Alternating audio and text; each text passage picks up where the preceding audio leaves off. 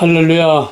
오늘도 하나님이 우리 가운데 임재하셔서 말씀과 성령으로 하나님이 누구인 것을 나타내시고 하나님과 만나는 이 시간 되기를 주의 이름으로 축원합니다.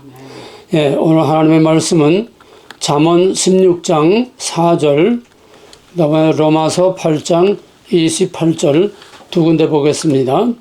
잠언 16장 4절. 예, 이제 같이 화면을 보면서 같이 봉독하겠습니다.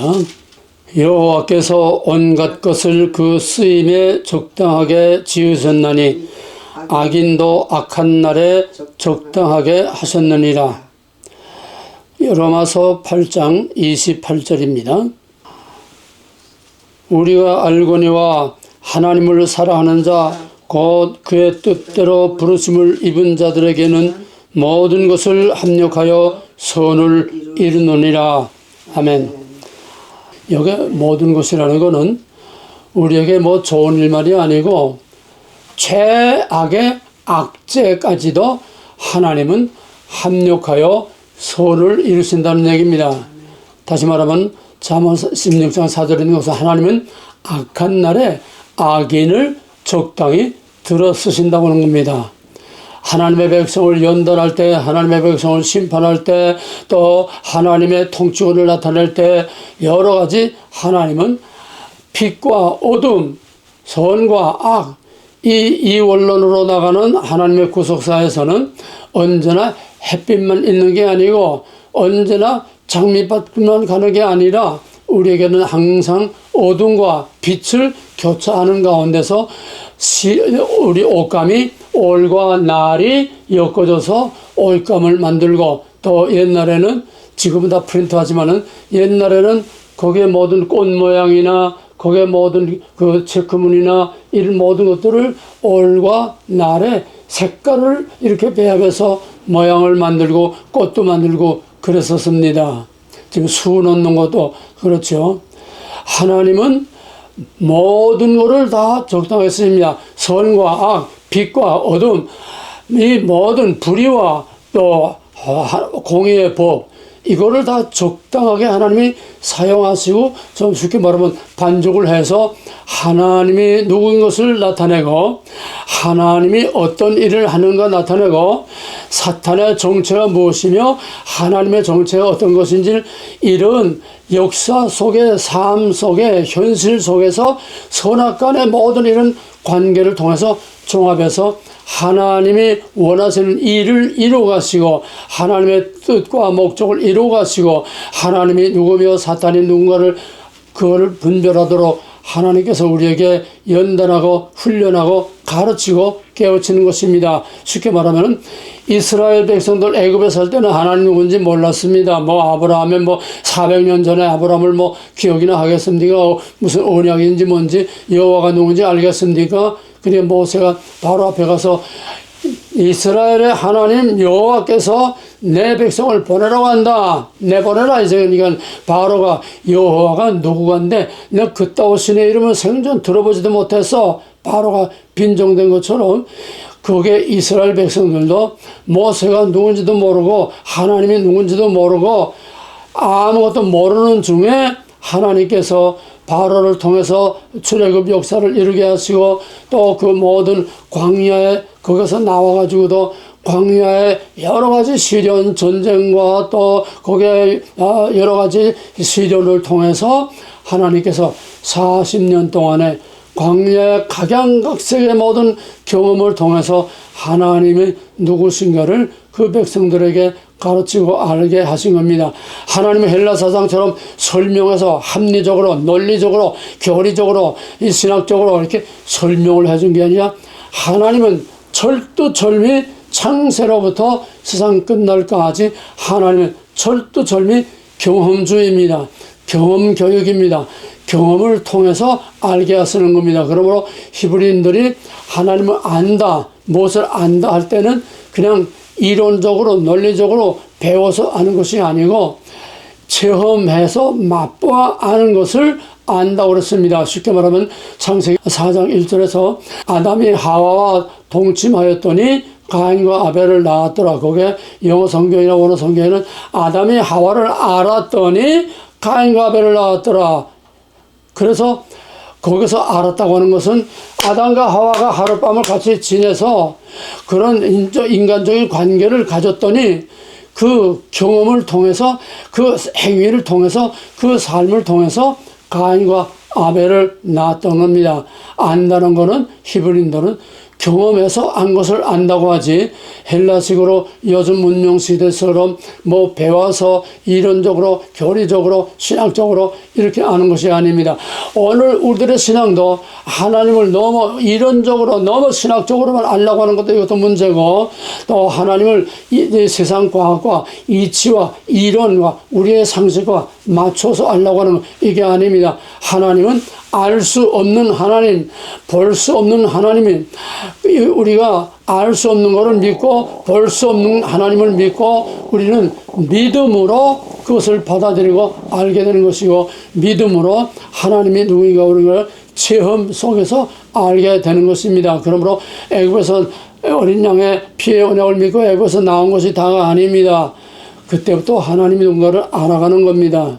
배워가는 겁니다. 또 우리가 예수 십자가 어린 양의 보혈의 피로 구원을 얻어, 그게 다 아닙니다. 그거를 끝이 아닙니다. 이 잘못된 견인교를 믿는 사람들이 우리는 다 구원받았으니까 아무 문제 없다, 구원파나 요즘 모든 개혁교회 개신교회들이 다 똑같아요. 우리는 구원받았으니까, 애굽에서 나왔으니까 이제는 우리가 엎어지고 둘러치고 우리는 가나안 땅에 들어가는 거다. 광야의 시체 사건을 완전히 무시해버리는 겁니다. 광야 40년을 무시해버리는 겁니다. 애굽에서 나와서 맞바로 비행기 타고 가나안 땅에 들어간 거랑 똑같다는 얘기예요. 하나님을 아는 것은 신학이 아닙니다. 교리가 아닙니다.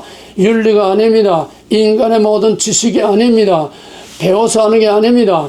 하나님이 우리를 삶 속에, 역사 속에서 경험해서 아는 것을 말합니다. 따라서 여기 모든 것을 합력하여 선을 이룬다고 하는 것은, 이 모든 것은 선한 것뿐만 아니라 최악의 우리에게 어려움이 되는, 우리에게 고통이 되는 이런 최악을 통해 쉽게 말하면 사탄을 통해서 하나님이 일하신다는 얘기입니다.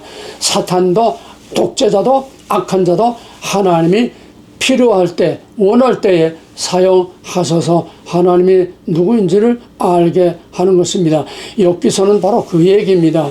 욥이 아무 죄도 없고 정말 동방의 의인이라고 했는데 욥에게 엄청난 재난이 하루아침에 왔습니다. 그 다음에 또 사탄이 하나님께 와서 저거 아직도 자기가 건강하니까 그러죠. 우리가 너 몸을 때려봐라. 그러니까 하나님께서 그러나 내 욥의 몸은 손대주며 그의 생명은 손대, 하나님의 리밋 아래서 사탄이 사용되고, 사탄이, 악이 욥에게 그 엄청난 고통을 주는 이 악이, 이 사탄이 하나님의 필요에 따라서 하나님이 사용하심으로 욥에게 그런 고난이 온 것입니다. 욥은 날마다 아침 저녁으로 그 10 자녀들을 위해서 혹시라도 저들의 죄를 졌을까 날마다 하나님께 제사를 드리고 이렇게 경건하게 살았지만은 욥은 아직도 하나님을 제대로 다 알지 못했습니다. 엄청난 고난의 과정을 통해서 마지막에 42장에 가서 내가 이제 마지막으로 한마디만 하겠사오니 내가 여호와를 귀로만 들었더니, 지식으로만 알았다는 거예요. 내가 여호와를 귀로만 들었더니 이제 여호와를 내가 보나이다. 이제 이 고난을 통해서, 이 악죄를 통해서 이제 하나님이 누군지를 내가 알았습니다. 내가 아는 척 했던 거, 내 지식과 내 행위와 내 거룩한 삶으로 하나님을 알았다고 하고 내가 가장 경건하고 거룩하게 산다고 생각, 이게 아니었다는 거. 하나님은 1:1 나와의 관계에서 하나님은 고난도 주시고 하나님은 또 복도 주시고 하나님께서 어떻게 하신다는 것을 내가 체험을 통해서 알았습니다. 욥기 1장 21절에 보면 그때도 욥이 하나님을 제대로 알았어요. 주신 자도 여호와시요 주여 가시는 이도 여호와시네, 내가 오히려 하나님을 찬송하시로다. 또 그 아내가 하나님을 저주하고 대절을 할 때도 내가 하나님께 복을 받았으니 어찌 고난도 받지 아니하리요. 완전한 신앙 고백을 다 했습니다. 그러나 욥은 하나님과의 의의 문제에서 최후에 누가 더 옳으냐, 누가 더 의로우냐, 거기에서 그만 테스트에 마지막 걸려가지고 그 엄청난 고난을 통해서 이제야 내가 알았습니다. 고백할 때에 그때 모든 것이 다 끝나고 갑절의 복을 받은 것입니다. 오늘 우리가 하나님을 안다고, 하나님을 믿는다고, 하나님을 잘 믿는다고 하는 것들이 얼마나 이게 정말 잘못됐고 또 미달인지 우리는 이걸 알아야 됩니다. 모든 것을 하나님은 사용하십니다. 왜? 창조주이기 때문에, 사탄도 하나님의 피조물이기 때문에 하나님의 원하는 대로 악을 사용하십니다. 김일성도 김정일이도 김정은도 하나님이 원하시기 때문에 우리를 위해서 악을 사용하신 겁니다. 지금 나타나는 모든 전 세계, 미국이나 저 중국의 붉은 용이나 모든 이 세계의 악한 것들도 하나님이 누구이신 것을 알게 하시기 위한 하나님의 도구에 지나지 않습니다. 그러므로 죄의 기복, 애구는 물러가고 복만 오라 복만 비는 이따오 번영신학, 이따오 기복신학, 또 삼박자 축복, 영혼이 잘된 것이 범사가 잘되고 강건한 목적은 범사가 잘되는 게 목적이고 건강한 게 목적이요. 그러기 위해서 잘 믿어라 이런 얘기입니다. 완전히 사기입니다. 순종했어요. 영혼을 위해서 우리가 먼저 하나님께 헌신하고 정말 하나님을 하나님답게 믿으면 그 다음에 건강과 복은 따라오는 거지. 건강과 복을 받기 위해서 열심히 믿는 게 아니라는 거예요. 이것이 삼박자 축복의 꼭 같은 기복신앙입니다. 하나님은 경험을 통해서 합니다. 성령의 체험을 통해서 합니다. 삶의 체험을 통해서 합니다. 우리 삶의 과정을 통해서 합니다. 전 세계 우주 만물이 어떻게 움직이고 돌아가는지, 북두칠성이 어떻게 돌아가며 모든 삼라만사이 어떻게 돌아가며 추나추당이 어떻게 돌아가며 모든 생태계가 어떻게 돌아가며 인간의 생사화복, 이 모든 나라의 열방의 모든 역사가 어떻게 돌아가는 모든 경험을 통해서 하나님을 알게 하신 거예요. 이게 로마서 1장 19절 20절에 만물의 하나님을 알만한 신성이 만물에 가득했다고 하는 자연 계시, 하나님을 이 자연 전체를 통해서 역사와 모든 생사화복을 통해서 하나님을 알게 하셨다는 겁니다. 이것이 가장 중요한 겁니다. 그냥 선을 행하는 게 아니에요. 하나님과 하나님 페이스 투 페이스, 삶 속에서 경험 속에서 모든 걸 통해서 하나님을 내 앞에, 시편 119편에 여호와를 내 앞에 모심이요 고람되어 신전의식, 항상 하나님 앞에서 하나님과 같이 동고동락, 하나님과 때로 씨름도 하고 밀고 땡기고 다투기도 하고 야곱의 야복은 나누되 씨름 같이 그렇게 사는 것이 이게 진짜 살아계신 하나님과 같은 관계를 가지면서 거기서 사는 것이지, 하나님 따로 석고나무에 돌 붙여가지고 하나님 따로 모셔놓고 거룩 죄서만, 이 개돌이 개식이나 개돌이 다를 게 없어요. 형태만 다르지. 하나님을 멀리 놔두고 그냥 복이나 믿는 거 뭐가 달라요? 무당 굿하는 거나 넥타이 맨 무당이 거기서 푸닥거리 하는 거랑 뭐가 달라요? 하나님의 임재를 체험하고 맛보아 아는 것이에요. 하나님의 선악이 어떻게 하나님이 사용하시는가를 체험 속에서 알고 고백하는 이것이 진짜 믿음이다. 그러므로 이 말 한마디는 정말 말도 못하게 깊고 깊은 전 성경을 통해서 하나님이 누구며 내가 누구며 만물과 자연이 무엇이며 어떤 관계에 있으며 사탄이 무엇이며 성경 전체를 아는 것이 모든 것을 합력하여 선을 이룬다는 겁니다. 할렐루야. 근데 그 조건이 있어요. 하나님을 아는, 하나님을 사랑하는 자. 이건 두 가지로 우리가 해석할 수 있습니다. 우리가 하나님을 사랑하는, 하나님은 한 분이시요 여호와는 한 분이시요 마음을 다하고 뜻을 다하고 성품을 다하여 주 하나님이 한 분이심을 믿고 신명기 6장 4절 수에마에스라에 하나님이 삼위일체 하나님이심을 믿고 마음을 다하고 뜻을 다하고 주 하나님을 사랑하라. 그게 우리의 믿음의 가장 중요한 거죠. 전 성경의 유일한 요절이지요. 그러나 그럼에도 불구하고 우리가 하나님을 사랑하기 때문에 우리가 구원받고 우리가 복을 받는 게 아닙니다. 먼저 우리가 하나님을 택한 것이 아니라 하나님이 먼저 우리를 택하셨고, 우리가 하나님을 사랑한 것이 아니라 하나님이 먼저 우리를 사랑하셨기 때문에 그 사랑을 입어서, 그 은총을 입어서, 그 내게 임한, 내게 들어온, 내게 주신 그 하나님의 사랑으로 우리가 하나님을 사랑할 수 있는 겁니다. 이건 어려운 말로 하나님이 우리를 사랑하는 것은 언약을 끝까지 지키시는 신실하신 그 하나님의 사랑을 우리는 헤세드의 사랑이라고 합니다. 그러므로 마음을 다하여 그것을 나를 사랑하라, 하나님을 사랑하는 것도 또 우리가 하나님을 사랑하는 그 아가페 그런 사랑이 아니라 하나님이 나를 사랑하신 헤세드의 언약의 그 사랑으로, 내가 하나님께 받은 언약의 사랑, 헤세드의 사랑, 그 사랑으로 하나님을 사랑하고 그 사랑으로 이웃을 사랑하라는 겁니다. 상당히 깊고 어렵고 중요한 문제입니다. 그러므로 여기 모든 것이라고 하는 것과 하나님을 사랑하는 자라고 하는 조건을 우리가 잘 기억하시길 바랍니다. 오늘 주제는 첫째, 하나님은 악을 적당히 들어 쓰신다는 거가. 그럼에도 불구하고 하나님이 사랑하는 자, 하나님이 사랑하는 자는 어떤 악죄도 합력하여 손을 이룬다고 합니다. 이 잠언과 로마서 말씀은 정반대되는 겁니다. 그럼에도 불구하고 하나님은 악한 날에 악인을 적당히 해서 우리에게 엄청난 고통을 줍니다. 그럼에도 불구하고 하나님이 사랑하는 자는 하나님께서 오히려 합력하여 선을 이루게 한다. 그 악과 고통과 고난이 오히려 우리에게 더 큰 은혜와 복과 영광이 되게 한다는 겁니다. 이것이 전 성경을 일관하는 믿음이란 무엇이냐 하는 것을 단조롭게 간단하게 이걸 설명해 주는 것입니다. 그렇기 때문에 기독교는 고난을 빼놓고는 생각도 할 수 없습니다. 고난이 빠진 기독교는 기독교가 아닙니다. 성경에는 두려워하지 말라, 두려워하지 말라, 그런 말들이 얼마나 많은지 모릅니다. 왜 두려워합니까? 우리에게 최악의 상황이 닥치니까, 대적이 쳐들어온다든지 또 우리가 어떤 위험한 상황에 처하게 된다든지 두려워하지 말라는 거예요.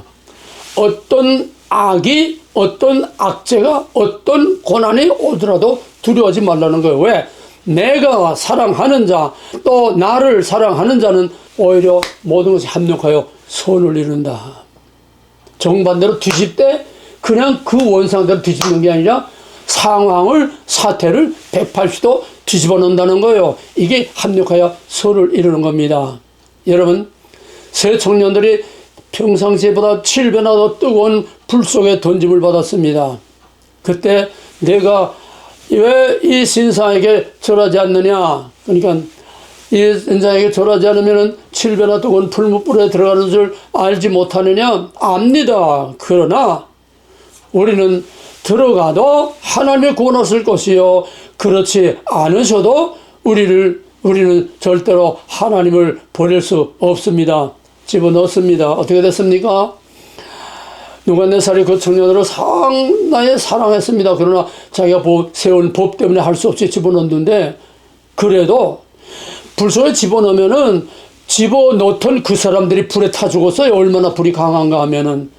그 들어가는 건 들어가는 순간에 그냥 재가 되고 없어지고 형체도 없어지고 마는 거 아닙니까?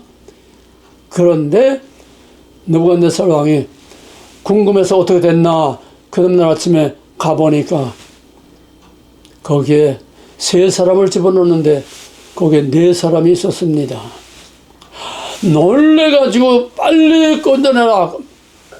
건져내니까 전사는 없어지고 3사람이 거기에 머리털 하나 거슬리지 않고 살아남아 있었습니다. 최악의 상황에서 최고의 영광스러운 상황으로 뒤집혔습니다. 상황이 팍 뒤집혔습니다. 악재를 통해서, 고난을 통해서, 고난의 풀무불 속에서도 하나님을 사랑하는 그 믿음과 하나님이 그 이전에 이미 그들을 사랑하셨기 때문에 그런 믿음을 주신 거지요. 어떻게 됐습니까? 그냥 그걸로 끝났어요? 느부갓네살 왕이 그 앞에 무릎 꿇고 엎드려서 여호와를 찬양할지어다. 너희가 믿는 하나님을 회방하는 자는 그 집을 잿더미로 만들겠다. 108도 뒤집. 이게 합력하여 선을 이루는 겁니다. 그냥 원상으로 돌아가는 게 아니에요. 상상할 수 없는 상황으로, 최악에서 상상할 수 없는 최고의 상황으로 뒤엎는 것입니다. 이것이 묵시문학적인 종말론적 구원, 초월적인 종말론적 구원입니다. 이게 하나님이 하시는 일입니다. 그러므로 우리는 이 말씀을 깊이 상고해야 됩니다. 야곱이 애굽에 내려갔을 때 내 나이가 얼마나 아니야. 내 나이 147세이지만은 내 열조와 비교할 수 없지만은 내 인생이 험악하였나이다. 그렇지요. 험악했지요. 돌아가면 다 쏘개먹고 마지막에 삼촌까지 쏘개먹고 그냥 나 돌아오다가 또 자기 형까지 또 쏘개먹고 계속 야곱은 약탈자입니다. 쏘개먹고 탈취하는 약탈자입니다. 자기 목적대로 제 수단과 방법대로 하는 이런 약탈자입니다. 누굽니까? 이런 야곱의 이런 악랄하고 못된 사악하고 거짓말쟁이 여기 오늘 대한민국을 뒤집어 놓는 놈 똑같은 사탄의 역사입니다. 그럼에도 불구하고 하나님은 그 야곱으로 나중에 어떻게 됐습니까? 육신의 눈이 다 멀어서 오른쪽인지 왼쪽인지 구별 못하고 그냥 문하세와 에브라임이 손을 얹었을 때에 요셉이 아버님 이게 아닙니다. 이놈이 큰 놈입니다. 나도 안다.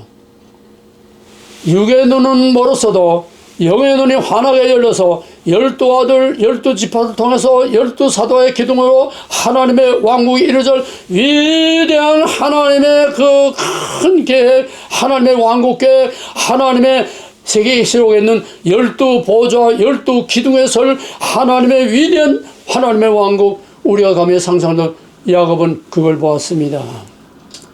야곱의 평생의 137년의 그 험악한 인생이 결코 헛된 것이 아닙니다. 요셉이 억울하게 감방에 들어갔습니다. 그러나 이것이 합력하여 선을 이루는 전화위복입니다. 억울하게 누명쓰고 감옥에 들어갔는데 하나님께서는 하루아침에 최악의 밑바닥에서 최고의 바로보다도 더 높은 바로 위에 요셉 왕보다 더 높은 그 지위에 모든 국고 열쇠를 다 요셉에게 맡기는 사실상 왕중 왕이지요. 메시아의 모형입니다. 최악에서 최상, 상상할 수 없는 최상. 아니 거기서 그냥 감옥에서 나와서 원대 복귀해서 거기서 그 집안을 다 다스리기만 해도 원상 복귀만 해도 대단한 거지요. 언제 나올지 모르는. 그런데 그 정도가 아닙니다. 원상 복귀가 아닙니다. 상상을 초월하는 정도에 확 이러고 높이는 거예요. 천지가 되짚인 거예요. 이거에 합력하여 선을 이루는 거고, 이게 악한 날의 악인을 적당히 쓰심으로 그 악으로 오히려 선을 만드시는 하나님의 위대한 하나님의 그 크신 은혜와 공의를 나타내는 것입니다. 다윗의 죄라면은 젖비린 나는 어린애가 무장도 안 하고 그냥 물맷돌 하나 가지고 웃기는 거지요. 강아지가 사자하고 덤비들 넣어놓고 가던데 골리앗을 때려눕히고 사울은 천천히요 다윗은 만만히요. 위기의 조국을 구원한 충성스러운 그 충신과 그 큰 업적과 공로밖에 없습니다. 그런데 거꾸로 사울이 창을 두 번이나, 그 목전에 있는 사울이 목전에 있는 그 거리가 얼마나 되겠습니까? 창을 두 번이나 던졌는데 하나님이 그 창을 피하게, 이번에 트럼프 귀때기 스치고 지난 거나 똑같은 사건입니다. 그걸 통해서도 다윗을 보호하시는 하나님이 누군가 하는 것을 나타냈습니다. 최악의 상황을 트럼프가 이번에 그 총탄을 맞으면서 그때부터 이제 그 뒤에 요즘 계속 나오는 말은 나는 하나님을 절대로 잊을 수 없다. 잊을 수 없다. 옛날에 알던 하나님하고 이번에 하는 하나님하고는 전혀 180도 차원이 틀려지는 겁니다. 체험입니다. 경험입니다. 어떻게 최악을 통해서 최고의 영광. 그래서 결국은 그 선거 유세뿐만 아니라 엄청난 파워와 엄청난 하나님의 영광을 입고 지금 대통령에 당선돼서 온 세상을 지금 다 뒤흔들어 놓고 있습니다. 다윗이 무슨 죄가 있어서 쫓겼습니까? 사울은 천천, 다윗은 만만. 그 나라의 사울을 위해서, 그 나라를 위해서, 이스라엘을 위해서 자기 목숨 내걸고 죽으면 죽으랴 나가서 싸워서 국가를 참 지키고 나라를 지키고 모든 백성과 사울 왕을 지켜준 공로밖에 없는데, 이 10년, 20년, 40, 이때부터 사울이 죽을 때까지니까 적어도 정확한 연수는 안 나와 있을지 모르지만은 아마 적어도 10년 동안 엄청난 고난을 받았습니다. 왜? 하나님이 마음에 합한 자라고. 벌써 기름 붓기 전부터 내가 내 마음에 합한 자에게 내 나라를 내가 주겠다. 처음부터 하나님의 사랑과 은총을 입었습니다. 그러므로 하나님이 그 다윗으로 하나님을 평생토록 최고의 나의 왕, 나의 하나님을 모시는 절대적인 하나님의 주권을 신앙을 가지고 사울을 죽일 수 있는 두 번이나 기회가 있었어도 다윗이 사울이 창을 두 번 던져서 두 번 죽을 고비를 넘기지 않았습니까? 대신 다윗이 사울을 죽일 기회를 두 번이나 있었지만은 감히 하나님의 기름 부으신 자, 비록 하나님 앞에 악인이라도 하나님 기름 부으신 자를 절대로 손대면 안 된다. 하나님의 사랑입니다. 하나님 절대 주권을 인정한 겁니다. 최악의 상황에서 하나님의 절대 주권을 인정한 겁니다. 이건 뭡니까? 하나님이 먼저 다윗을 사랑하셨고 그 사랑으로 하나님을 사랑하는 하나님의 절대 주권의 신앙, 이것이 다윗의 신앙이었습니다. 결국 끝까지 몰리다가 마지막에 사울은 점점 쇠하여지고 다윗은 점점 강성하여지니라. 끝판에 와가지고 또 자기가 가장 사랑하던 압살롬에게 반역을 당해가지고 머리를 풀고 예루살렘 성 개구멍으로 빠져나가가지고 짐승처럼 쫓기면서 울며 그 성을 빠져나갔던 그 치욕스럽고 자기 밑에서 밥상 부스러기나 주워먹던 같지도 않은 시므이가 그를 저주하며 돌을 던지고 저주하는 그 수모와 모욕을 받았지만은 여비 저놈을 단칼에 내가 죽일까요? 놔둬라. 혹시 여호와께서 저를 통하여 나를 꾸짖으시는지 누가 알겠느냐. 이게 하나님 사랑 입은 자요 하나님을 사랑하는 자입니다. 결국 압살롬은 죽고 다시 보기가 돼서 예루살렘으로 가는데 일모 시므이가 자기가 hen짓이 있으니까 거기서 요단강을 건너갈 때 거기서 시므이 제발 살려주십시오. 그러니까 내가 죽지 아니하리라. 내 집으로 가라. 원수는 내가 갚지 않고 하나님이 갚으실 것이다. 압살롬의 반역에도 불구하고 다시 왕의 자리에 올라가서 그때는 솔로몬에게 기름 부어서 솔로몬이 이미 왕이 됐으니까 솔로몬의 통치하에서 더 강건한 나라, 더 풍요로운 나라, 마지막 평안한 마지막 생을 마쳤습니다. 최악이 최선으로. 초대교회에 엄청난 핍박을 받았죠. 300년 동안. 왜 예수 믿으면 잘 된다고 그러는데 왜 예수 믿고 다 이렇게 죽어야만 됩니까? 그럼에도 불구하고 그들은 그리스도를 통해서 받은 하나님의 은혜와 그 사랑으로 인해서 하나님을 죽도록 사랑함으로 엄청난 순교자를 나왔습니다.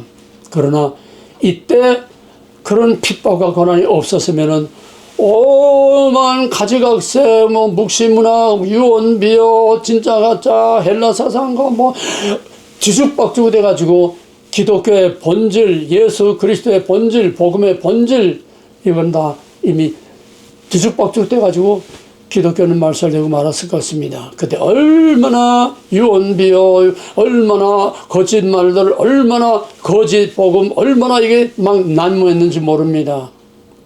하나님은 고난을 통해서 가짜는 다 도태시키고 불 속에 금을 연단한 것 같이 순수한 예수의 복음, 순수한 바울이 전한 복음, 순수한 그 복음을 끝까지 지킴으로 결국은 로마의 황제 콘스탄틴 대제 황제를 뒤엎어가지고 기독교가 메칼이 없어 핍박을 당하는 그 메칼이 없는 지하교회가 대로마 제국을 다 먹어버렸습니다. 대로마 제국을 먹으니까 기독교가 로마를 통해서 전 세계를 다 먹어버렸습니다. 하나님의 하시는 합력하여 선을 이루는 악한 날에 악을 적당히 들어쓰시되 어떻게 쓰시느냐, 180도 초월적인 급전이라고 상상할 수 없는 그런 상황으로 극으로 뒤엎는 것이 합력하여 선을 이루시는 하나님이신 줄 믿으시기 바랍니다. 고난을 받음으로 우리가 거룩하게 성화되는 연단을 받고 더 하나님께 가까이 하고 하나님을 모르던 자가 더 하나님을 알게 되는 것입니다. 미국 고난을 통해서 세워진 나라입니다. 왜? 청교도들이 그 고난을 피해서 미국에 가서 거기서 1년 동안 그 인디안에 준 꽝레이를 심어가지고 거기서 농사하는데 마지막 그 150명 중에서 50명이 죽어나갔습니다. 굶어서 추워서 손이 다 문드러지고, 그래서 그들이 하나님께 감사의 제사를 올리고, 그래서 그들이 독립전쟁을 해서 결국 영국으로부터 독립을 하게 된 것입니다. 고난을 받음으로 독립전쟁 후엔 또 남북전쟁, 독립전쟁과 남북전쟁에서 엄청난 인명이 손실되고 엄청난 고난을 통해서 오늘의 위대한 유나이티드 스테이트 오브 아메리카가 된 것입니다. 이게 그저 우연히 조상으로부터 물려받은 게 아니지 않습니까? 이게 합력하여 선을 이루는 것입니다. 독립전쟁만이 아닙니다. 멕시코와도 그 전쟁이 거의 끊이지 않았어요. 미국의 그 국가가 바로 뭡니까? 군가입니다. 군가. 전쟁으로 싸워서 이긴 군가입니다. 미국에서 이런 전쟁과 이런 고난 없는 미국은 생각할 수 없습니다. 오늘날 화려한 이런 미국이 아닙니다. 미국 역사를 다툴 수는 없지요.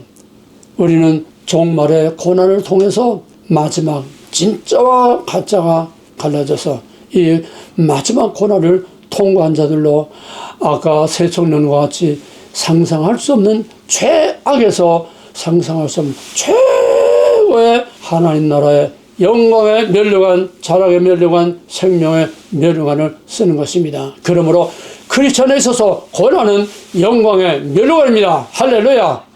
고난을 받음으로 영광을 받는 것입니다. 고난 없는 기독교는 전부 다 고난아 절로 가라 복만 오라, 이거 전부 다 사기꾼들이에요. 여러분 교회에서 죄와 심판과 악과 고난에 대해서 얼마나 설교를 듣습니까? 전부 귀로 듣기 좋은 소리 마약만 뿌리고 달콤한 사탕이나 얻어먹고 이빨 다 썩게 만들고, 이게 교회요, 이게 복음이요, 이게 하나님의 종들입니까? 다시 말합니다. 진정으로 하나님의 보내심을 받은 종들은 말할 수 없는 상황에서 듣기를 원치 않는 사람들에게 듣기를 원치 않는 말을 하는 것이 진짜 하나님의 보내심을 받은 종입니다. 그럼 이걸 오늘 교회의 현실을 그대로 적용해 보세요.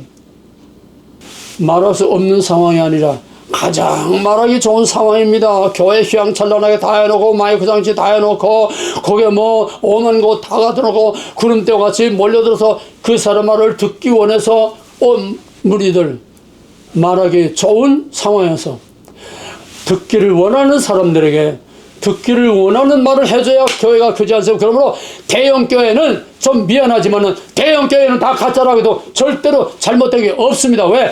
예수님 당시에, 사도바울 당시에 대형교회라는 걸 있을 수 없었어요. 왜? 핍박과 고난받는 거 진짜 크리스찬이었습니다. 그래서 마지막에 엄청난 핍박과 고난이 옵니다. 왜? 누구 때문에? 마약만 팔아먹은 이 가짜들 때문에 이걸 도태시키기 위해서 엄청난 불과 같은 시련과 고난이 우리에게 오는 것이고, 이 고난을 통과함으로써만 하나님의 영원한 삶과 새 땅에서 생명의 면류관, 영광의 면류관, 자랑의 면류관, 하나님의 면류관을 받고 하나님 앞에 영광스러운 천사들의 찬송을 받고 영접을 받게 되는 것입니다. 기독교는 통틀어 한마디로 말하면 기독교는 묵시문학적인 종말론적 초월적 구원, 이거의 기독교의 종말관이요 기독교의 신앙의 본질입니다. 듣기 좋은 말만 원하지 마세요. 듣기 좋은 말만 해주기를 원하지 마세요. 이 교회 저 교회 다니면서 듣기 좋은 말을 하는 교회를 찾아다니지 마세요. 내 가슴을 찔러줘도 해야 할 말을 할 수 없는 상황에서 자기 목숨을 내놓고 말할 수 있는 그런 목사를 찾아다니세요. 과연 그런 목사님이 지금 얼마나 있을까요? 유튜브 보면 뻔해요. 그런 목사 불과 손가락으로 셀 정도 몇 사람 안 돼요. 다 듣기 좋은 소리만 하고. 그러므로 목회 성공이라는 자체가 사기입니다. 예수님 목회 성공했습니까? 실패자입니다. 이스라엘 왕국을 세우다 왕국도 못 세웠습니다. 그 큰 권능 가지고도 빨래거리처럼 복잡하게 청들어져서 죽었습니다. 예수님은 죽음으로써 부활의 영광으로 극에서 극으로 초월적인 급전이로 예수님은 무덤의 권세에서 나옴으로 영광을 받게 된 것입니다. 고난 없는 예수, 십자가 없는 예수입니다. 우리는 이 세상에 악의 존재, 우리를 즐겁게 하는 것만, 행복만 찾아가지 마세요. 내가 어떤 교회 한번 설교하러 갔더니 그게 주보가 아주 표지부터 안에 내용까지 몽땅 그냥 행복으로 꽉 차 있어요. 행복한 교회. 정말 행복합니까? 뭐가 행복입니까? 정말 한숨이 나와서 둘러엎고 왔습니다. 근데 마약에 이미 다 취한 사람들은 몰라요. 그 달콤한 솔깃한 그런 행복한 말만 해줘야 좋다고 해거리고 앉아서. 우리나라도 고난 중에 태어난 아이입니다. 야베스, 고난 중에 태어난 아이입니다. 우리나라의 역사는 고난밖에 없습니다. 자랑할 게 없었습니다. 옛날에 나 관두고 6.25 엄청난 고난의 대가를 치렀습니다. 그러나 6.25를 통해서 몇십 년에 가도 이룰 수 없는 나만의 복음화를 단번에 이루었고, 그것이 밑바탕이 돼가지고 6.25 때 엄청난 기도를 하고 그 기도의 터전 위에 오늘의 영광스러운 대한민국이 이루어진 것입니다. 단기간 내에 6.25의 중공군까지 다 합해서 양측에 500만 명이 6.25 때 죽었습니다. 그 희생의 제물 위에 대한민국이 섰습니다. 고난 없는 영광 꿈도 꾸지 마세요. 성경의 진리는 저녁에서 아침으로 가는, 고난에서 영광으로 가는 것입니다. 실패해서 성공으로 가는 것입니다. 바로 잠언 16장 4절 말씀이 하나님은 악을 선용하여 악을 도구로 사용하여 사탄을 도구로 사용해서 하나님이 원하시는 위대한 일을 이루십니다. 5.16이 우리나라의 제2의 건국이라고 하면은 12.3 계엄령 선포는 5.16의 복음과는 제3의 건국입니다. 뒤에 가서 끝에 말씀드리겠습니다. 그러면은 지금 계엄령 때문에 헌법재판소에서는 애당초 처음에 고소하기로는 내란죄와 계엄령 그거를 가지고 재판하는데, 가만 생각하니까 저희들이 불리하고 또 재판을 빨리 끝내고 조기 선거로 이미 이재명이 대통령 만들려고 내란죄를 또 헌법재판소에 뺐습니다. 내란죄 빼면 헌법재판소 재판거리가 안 돼요. 없어요. 왜? 계엄령 선포는 대통령의 고유한 권한이기 때문에 이건 심판의 대상이 될 수 없습니다. 헌법이 보장하는 거예요. 대통령의 이 통치권 행사는 심판의 대상, 조사의 대상, 기소의 대상이 되지 않아요. 더더구나 현직 대통령의 소추 불가능의 법 때문에 거리가 안 되는 겁니다. 지금 헌법재판소는 거리도 안 되는 헌법을 위배하면서 지금 윤석열 대통령 앉혀놓고서 지금 헌법이 계엄령이 헌법에 합당하냐 안 하냐 이걸 가지고 따지고, 이거는 애당초 헌법을 무시하는 거예요. 헌법에 대통령이 정말 내란죄가 아닌 이상은 대통령이 나라를 팔아먹고 대통령이 그 나라를 아예 엉망으로 만들어 놓고 대적에 갖다 바치는지, 대통령이 이런 거 아니고서는 대통령을 심판할 수 없습니다. 대통령의 유일한 마지막 최고의 대통령의 통치권 행사는 계엄령입니다. 이 헌법이 보장하는 대통령의 통치권 행사를 어떻게 감히 누가 심판합니까? 이건 위법입니다. 헌법재판소에 이것을 가지고 왈가왈부하는 자체가 위법입니다. 지금은 처음부터 위법이. 대통령이 유일한 대통령의 권한으로 마지막 감흥이 없는 이 나라를 마지막 끝판에 이걸 브레이크를 밟고 바로 세우려고 하니까 이 악당들이 들고 일어나서 처음부터 불법으로 시작하는 것입니다. 자, 그러면 12.3 계엄이 우리 역사에 어떤 의미가 있느냐? 이거는 반국가 세력이 마치 브레이크 없는 차가 난폭하게 내리막으로 달려가는 것을 윤석열 대통령이 자기 몸을 던져서 그 대형 사고를 막은 것이 이번 계엄령 사태입니다. 잘 들으세요. 난폭하고 미친놈 브레이크 없는 자동차를 그냥 미친 듯이 내리막길을 막 달고 내리고 들어가는데 보나마나 이건 뻔할 뻔짜지요. 근데 윤석열 대통령이 자기 몸을 던져서 죽으면 죽으리라. 더 이상은 안 돼. 브레이크를 밟아서 간신히 그 차를 세웠더니 이놈들이 내려서 자기 차를 세운 놈을 죽이겠다고 지금 벌떼처럼 달려들어 난리들을 치고 있습니다. 자기 몸을 던져서 나라를 마지막 순간에 지킨 것이 바로 윤석열 대통령의 12.3 계엄입니다. 그래서 이거를 통해서 국회 독주, 내리막길을 향해서 막 그냥 제멋대로 막 달려가는 국회의 이 악법, 불법, 국회 독주를 막고 반국가 세력의 행동을 스톱하고 그 다음에 그 근원이요 원천인 부정선거를 이거를 파헤치기 위해서 계엄령을 선포했습니다. 그 결과 선거관리위원회와 그 배후의 중국 간첩단과 또 부정선거를 완전히 드러내서 이제 재선거를 통해서 국회 입법 독주를 막고 국회를 개혁하는 이걸 통해서 잠자던 자들이 눈을 뜨고 깨어서 왜 지금 우리나라는 우리나라 야당이 뭐 이재명이 일부가 뭐 우리나라를 좌지우지하는 게 아니라 바로 우리나라를 오늘 이렇게 좌지우지하는 것은 그 배후에 중국이 한다는 걸 이제 알게 돼서 점점 반중 세력들이 확대돼 가고 있고 여기 중국은 지금 뭐 어쩔 줄 모르고 지금 벌벌 떨고 있습니다. 옆으로도 존경하지는 않겠습니다. 뿐만 아니라 이 일을 통해서 각자 개개인의 정체가 다 드러났습니다.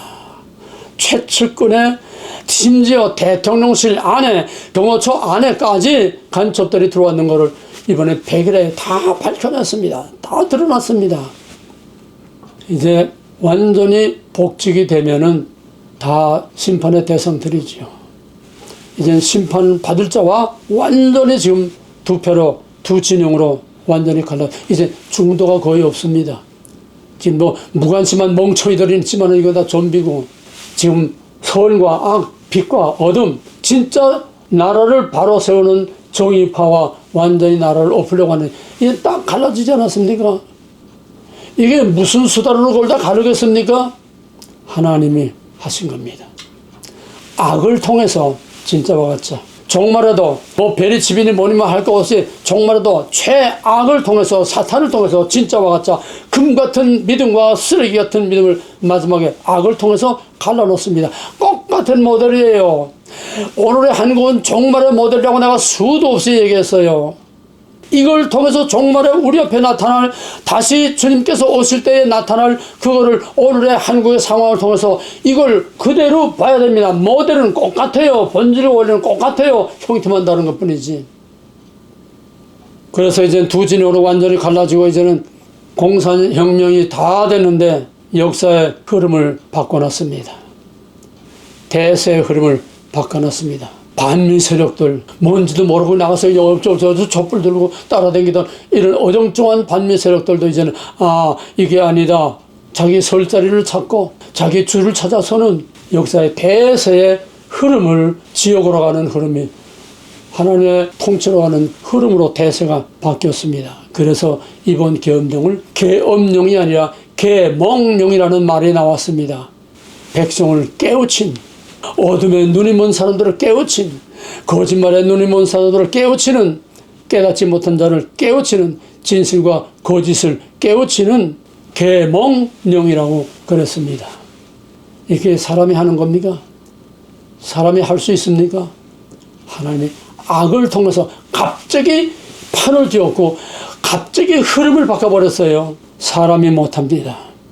이제 공수처가 현직 대통령을 내란죄로 몰아가지고 구속영장도 위조, 종이 딱지 써붙이고 도장 찍은 가짜 구속영장 가지고 대통령을 체포해서 끌고 감방에 집어넣고, 또 구속영장 또 신청했다가 또 2번이나 가짜 구속영장이 거기서 또 기각이 되고, 공수처에서 처음부터 불법으로 시작했습니다. 왜? 공수처는 내란죄를 수사할 권한이 없어요. 공수처 법에 없어요. 없는 거를 월권에서 제가 먼저 기득권을 잡으려고 처음부터 불법으로 시작한 게 공수처입니다. 체포도 구속도 신문도 조사도 전부 다 공수처에는 아무런 권한이 없는데, 이런 월권을 통해서 하나님이 어떻게 했습니까? 공수처의 악행을 통해서 국민들을 더 일깨워나고 국민들을 더 불붙게 만들고 진짜와 가짜가 더 확실히 드러났습니다. 그래서 윤 대통령이 공수처 자체가 불법을 행하는데 불법 앞에 내가 거기서 신문에 대답할 의무가 없다. 처음부터 딱 묵비권을 쓰고 대답 한마디도 안 했습니다. 그러니까 공수처에서 조사할 수 없어요. 강제구인해서 알려도 뭐 못하고, 그러니까 시간은 가고 여론은 자꾸 전도 불리하게 돌아가니까 공수처에서 이제 빈 보따리를, 조사한 내용도 하나도 없는 빈 보따리를 검찰에게 떠넘겼습니다. 공수처는 수사권, 검찰은 기소권입니다. 공수처는 기소할 수 없으니까 검찰에 넘겼습니다. 그럼 검찰은 기소할 거냐 마냐가 이것만 정하면 됩니다. 그런데 이 검찰이 전국의 검사장 회의를 다 모여가지고 3시간 동안을 의논해서 대세가 석방으로 대세가 났는데도 이 검찰총장이, 근데 오늘 아침에 보니까 검찰총장이 구속 기소라는 결론을 내렸습니다. 구속에 놓고 기소하겠다는 겁니다. 여러분, 검찰은 공수처에서 수사한 내용을 가지고 기소할 거냐 말 거냐 이것만 결정하는 거지, 검찰은 수사하고 조사할 권한이 없습니다. 검찰은 내란죄 수사할 권한이 없습니다. 그런데 6월 말까지 구속에 놓고 조사하겠다는 거예요. 이미 공수처에서 조사한 것에 내용이 있건 없건 이미 조사가 끝나서 보따리를 묶어가지고 검찰에 넘기는데, 빈 보따리도 이거는 이미 수사가 끝났는 겁니다. 그런데 이미 수사가 끝난 그 문제를 검찰에서 다시 수사한다는 것은 있을 수 없습니다. 전 세계에 공통된 법의 원리가 일사부재의 원칙입니다. 한 번 조사가 끝난 것은 다시 조사하지 못한다는 겁니다. 공수처 다음에는 이제 그 악역을 검찰이 지금 또맡아 하고 있는 거예요. 이제 구속영장이 나오느냐 안 나오느냐는 그 다음 얘기고, 이제는 구속해 놓고 다시 처음부터 수사를 하겠다는 겁니다. 이건 불법도 불법에 그냥 설사나서 자꾸 불법으로 계속하는 거예요. 왜? 하나님은 악으로 악을 심판합니다. 악으로 악을 심판합니다.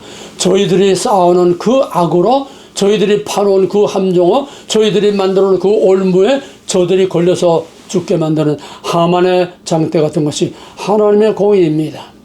얼마나 지금 불법으로 얼마나 악을 행했으면 전부 그 불법들이 전부 다 부메랑으로 자기에게 돌아가서 저희들이 만든 법으로, 저희들이 내란죄로, 저희들이 내란의 괴수로 저희들이 이제 심판을 받게 될 겁니다.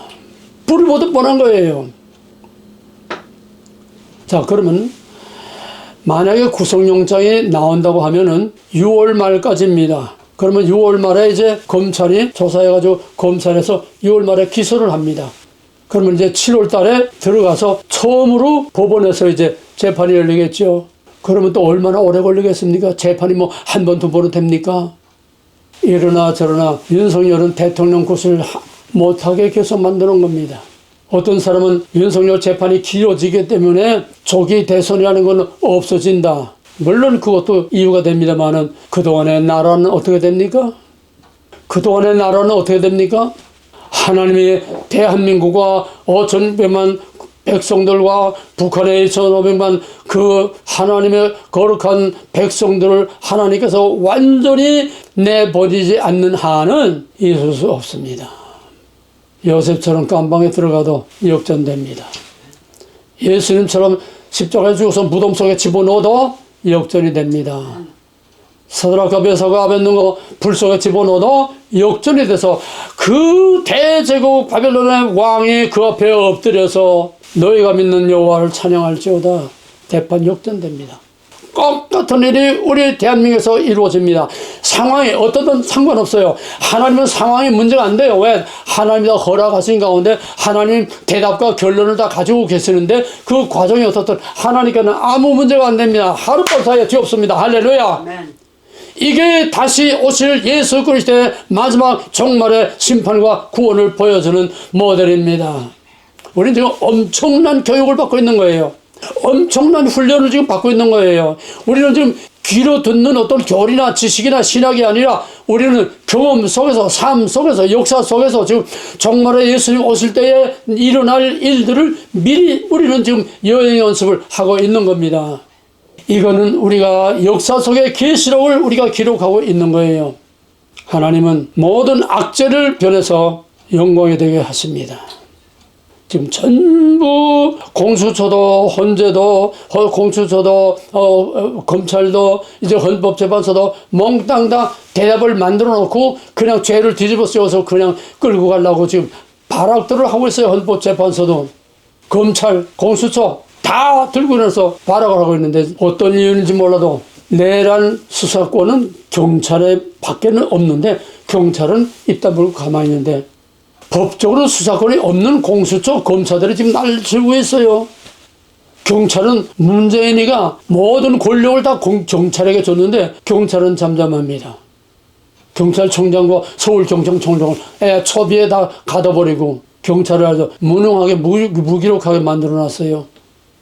나중에는 이제 경찰이 빛을 걸을 겁니다. 경찰이 나중에는 충신이 될 것이요. 공수처와 검찰과 헌법재판소는 역적으로 몰려서 다 형을 받아야 됩니다. 합력하여 선을 이룬다는 말 그렇게 달콤하고 그렇게 간단한 게 아닙니다.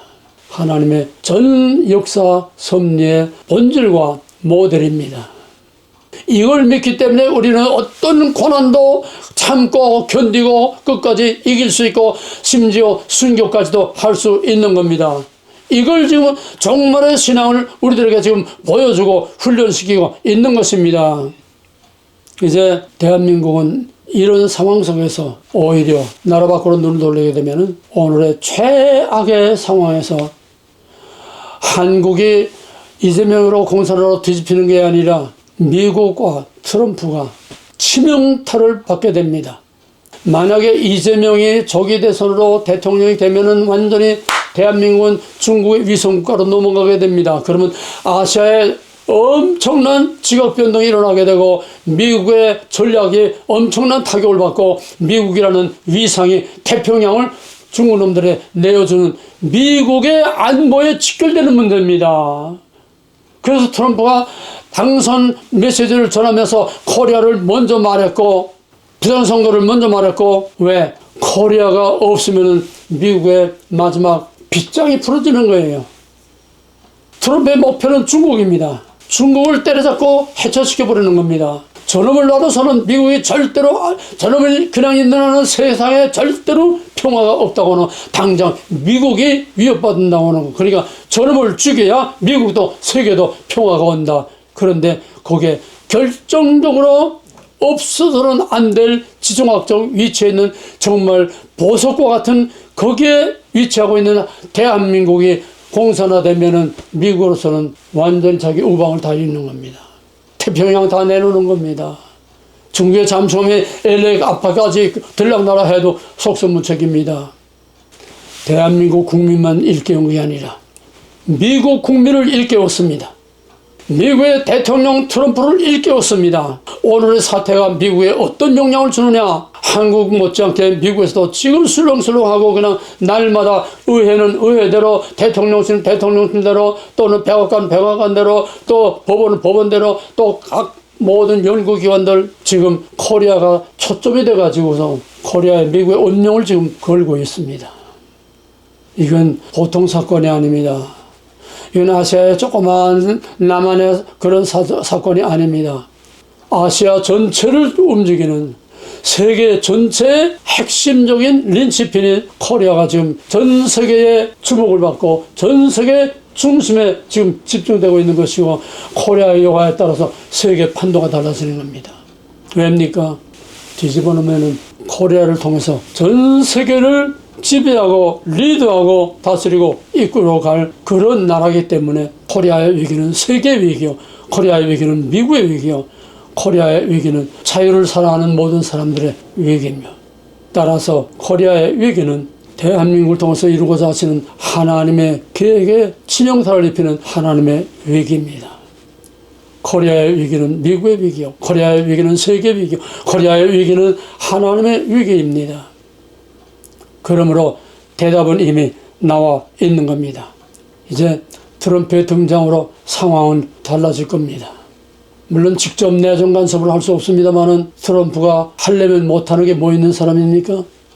절대로 그들은 묵과하지 않습니다. 왜? 지금의 윤석열하고 트럼프하고 꼭 같습니다. 하나입니다.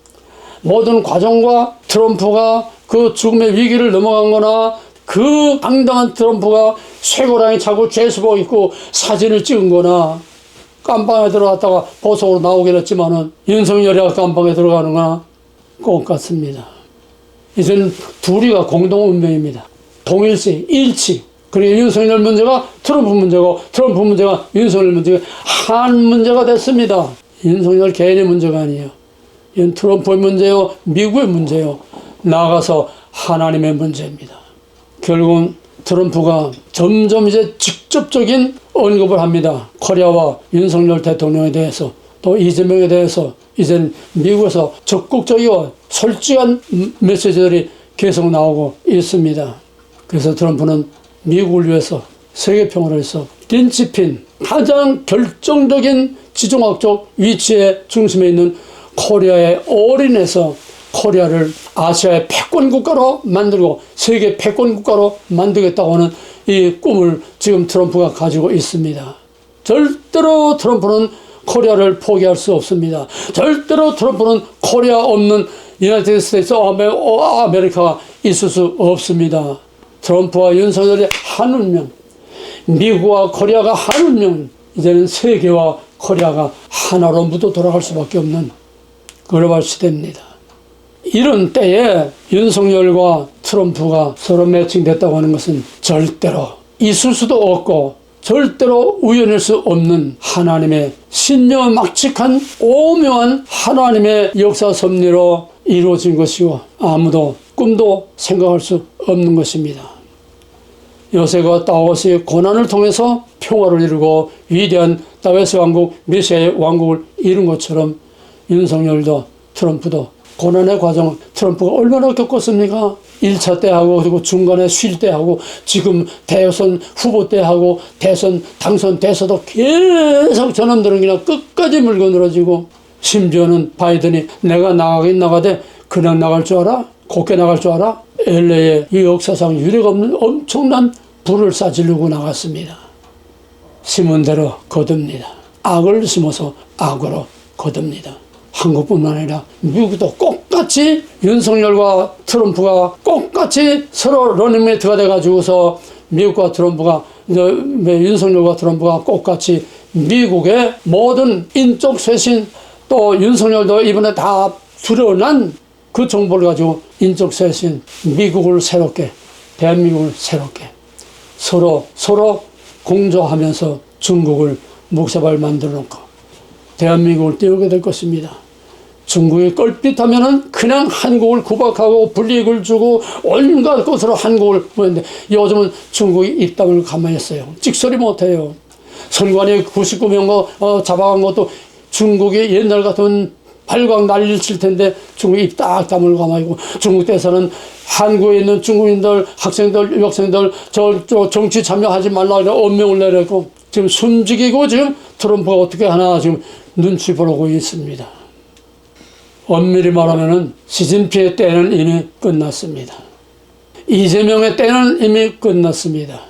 붉은 악마의 때는 이미 끝났습니다. 미국의 딥스테이트 때는 이미 끝났습니다. 왜? 이 모든 것을 모든 로마서 8장에 있는 것처럼 모든 것을 합력하여 손을 이루는 하나님의 섭리요 하나님의 요리이기 때문입니다. 사람이 못해요. 누가 이런 일을 할 수 있겠습니까?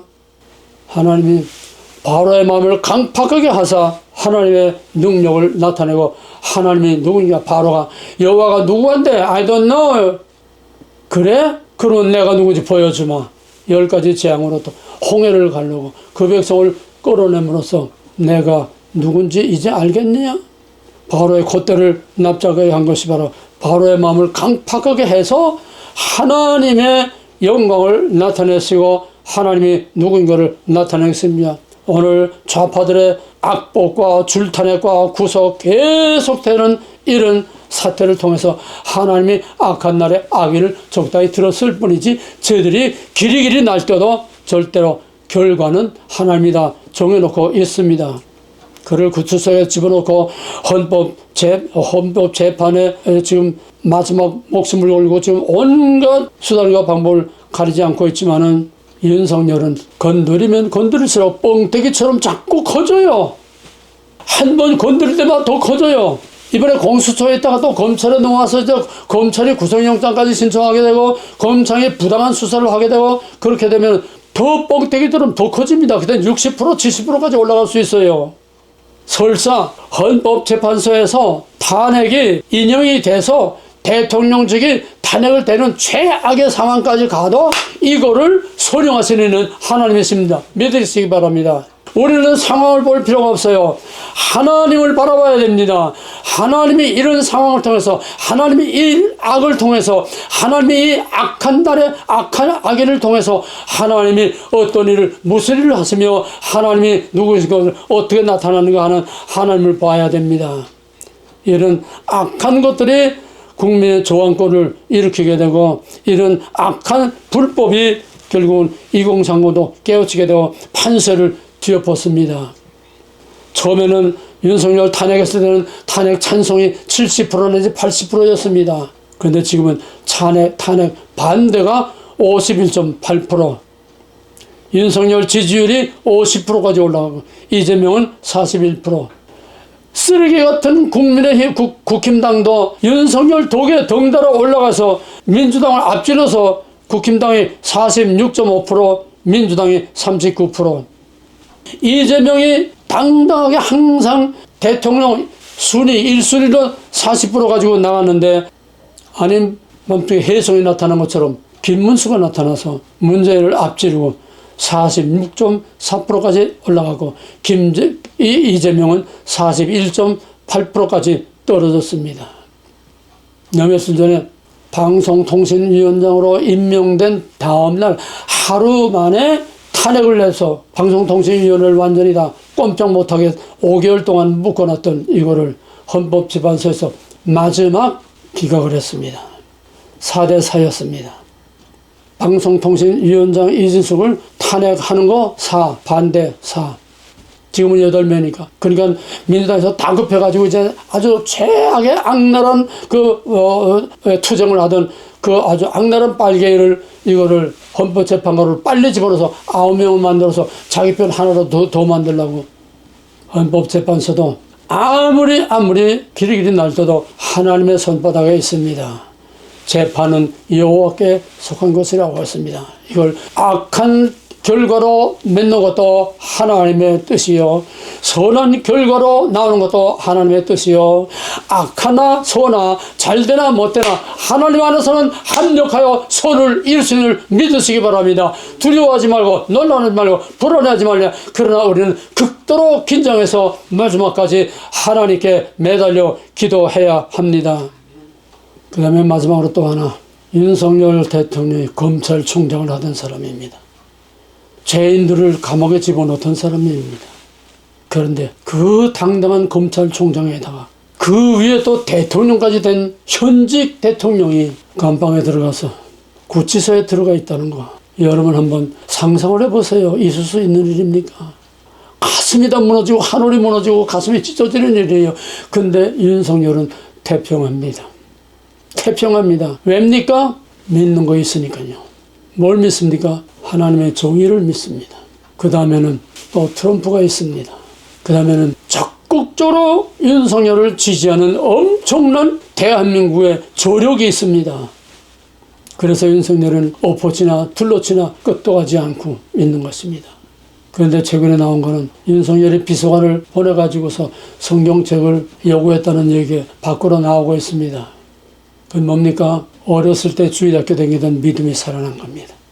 이제는 의지할 거 하나도 없이 이제는 완전히 깜빵에 홀로 갇혀 있으니까 하나님밖에 의지할 게 없지요. 그도 인간인데 얼마나 불안하겠습니까? 왜? 불법으로 시작해서 불법에 불법 계속하고 있는데, 박근혜 탄핵을 자기가 눈으로 보았는데 인간인 이상 어떻게 불안하지 않겠습니까? 그러니까 외로운 광야의 코너를 몰아세워서 하나님의 그를 부른 것입니다. 가만 나에게 와, 나밖에 없어. 아마 윤석열이는 감옥에서 어렸을 때 댕기던 주일학교의 믿음으로 하나님께 많이 기도했을 줄로 압니다. 형식적인 기도가 아니라 마음으로부터 진실한 진정한 하나님을 의지하는, 하나님의 도우심을 구하는 기도를 했을 것이 분명합니다. 또 그동안에 하나님을 잘 믿지 못했던 걸 회개도 했을 겁니다. 그래서 이제는 감옥에 있는 동안에 자기가 머리를 굴려봐야 할 거 없습니다. 왜? 조사받을 게 없어요. 헌법대로 가서 나가서 할 말 다 했어요. 이제는 다 하나님께 맡겨놓고 이제는 기다리는 것밖에 없어요. 그러니까 성경책을 읽겠다고 성경책을 보내달라고 해서 성경책을 사서, 광야는 최악의 상황은 최선의 하나님을 만나는 장소입니다.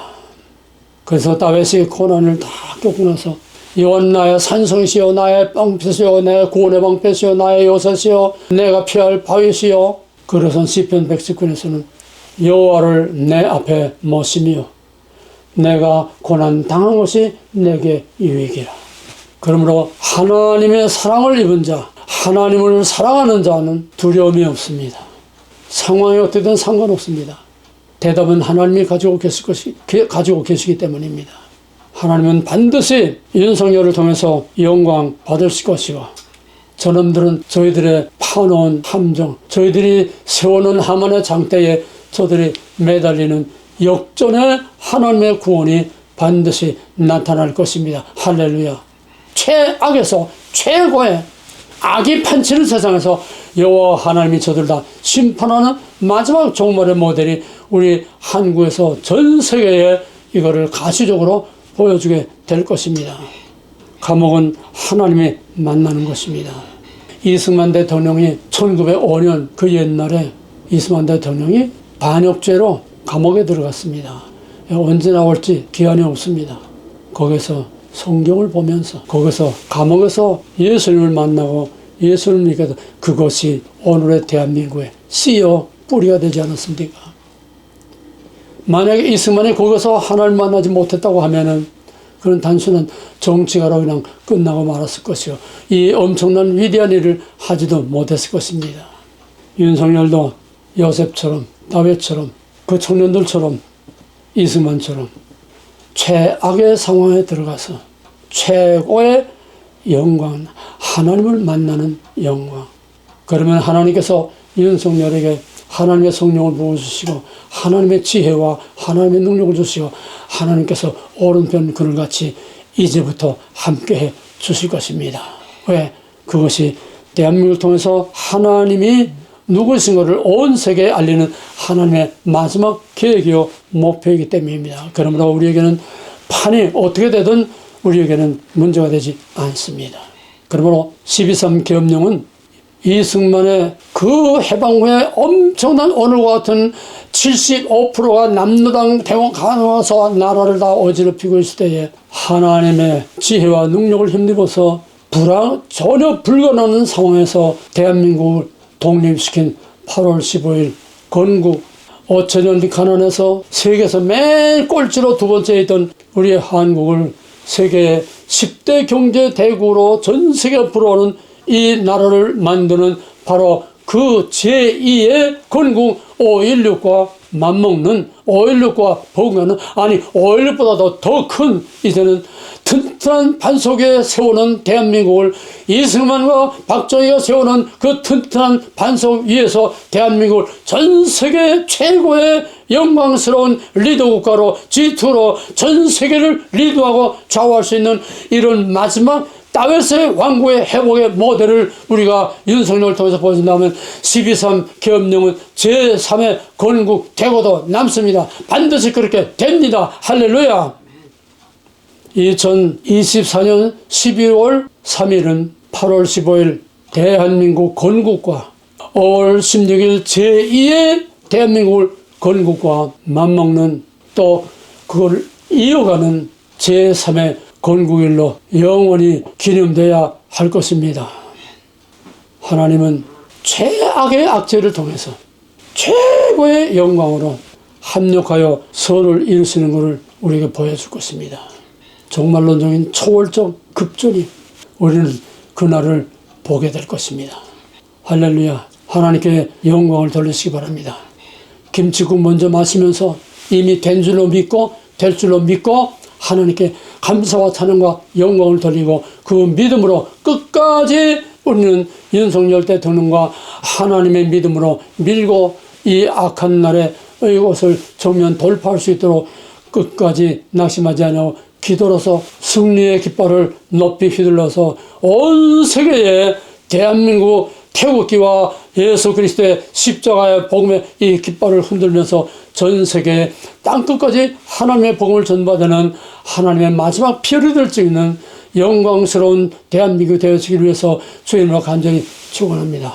이제는 하늘과 땅의 모든 권세를 가지고 다시 오실 만왕의 왕 우리 주 예수 그리스도의 모세는 은혜와 최악의 상황을 최고의 영광의 상황으로 팔을 뒤엎어버리는 합력하여 손을 내쓰는 하나님의 극자진 사랑과 될 수 없는 것을 될 수 있게 하시고 할 수 없는 걸 할 수 있게 하시고 모든 사람들의 마음과 생각과 모든 상황을 뒤엎어버리시는 성령의 감화감동 역사하시는 은혜가 오늘 대한민국을 사랑하고 자유를 사랑하고 하나님을 사랑하는 대한민국과 미국과 온 세계의 하나님의 택하신 거룩한 백성들 위해 이제로부터 영원토록 함께 있을지어다.